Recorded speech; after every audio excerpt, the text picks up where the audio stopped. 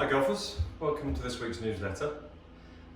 This week's newsletter, I really wanted to focus on things that I've seen people lately been very scared of.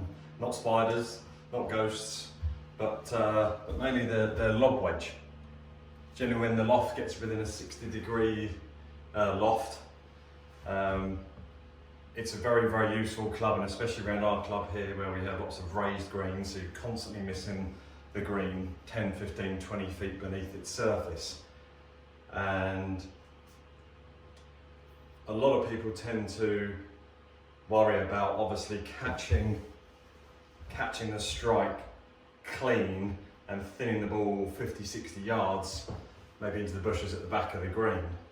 Because obviously to hit the 60-degree lob wedge any distance at all, we need a pretty full swing.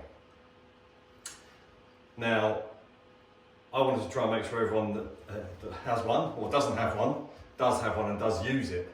And the main thing I see when people are trying to use a lob wedge, built out of anxiety again, and fear of the result, where it might end up.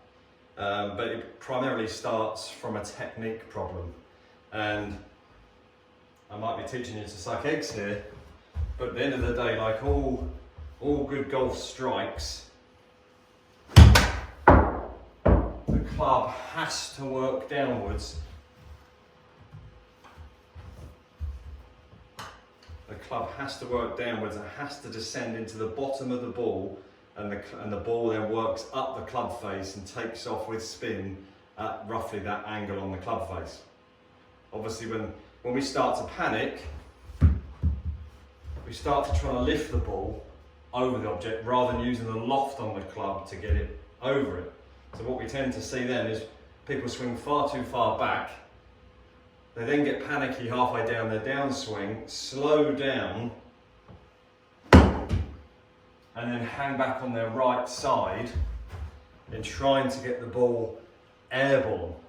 Yeah, so they feel that maybe you're one of these people that if they hang back and get more loft on the club face, the ball's got to go higher, but it couldn't be further from the truth. Generally, the more we hit down, the more the ball can travel up the club face and take off at this loft, this 60 degrees plus loft. So what I want you to do when you go out and practice next, and it is a club that takes some practice, and keep that confidence, keep those plates spinning with it, if you like. But I want you to just practice swinging from shoulder height through to shoulder height with just a medium effort swing. But making sure again we get that weight onto the left side as we strike through impact. Again, if the weight's moving forward, if we're finding that correct impact position, the club is going to be forced downwards into the back of the ball, into the ground, taking a slight divot, and the ball's going to travel up in the air.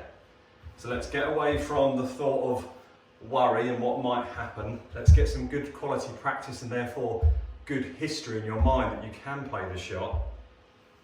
And let's try and get away from the arching back and lifting, and let's try and get into the following through onto the left side and a nice soft acceleration through impact.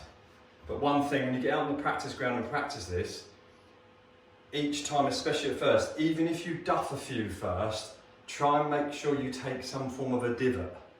Then you'll eventually kick the ball just as you take the divot, or you'll take the divot just a fraction after you've struck the ball, and you'll get the flight you require. You'll get that lovely high flight, and you'll get a nice bit of backspin and stop the ball quickly on the green. Once you've got over those first couple of hurdles and you show yourself that you can do it, then you're not so fearful when taking it to the course. But it will take time to build up history. Once you've got that positive history in your mind and you can play it very easily through that hitting down, through getting through the shot again, like we did last week, taking a slight divot, that gives you loft, that makes the 60 degree really valuable on courses like ours where we're beneath the green quite often, and quite often on bare lies. Okay, so if you need any help on this, or you want to borrow a lob wedge to see whether you can actually play it if you haven't already got one, we've got lots of demo clubs here that can help you try it out for the first time.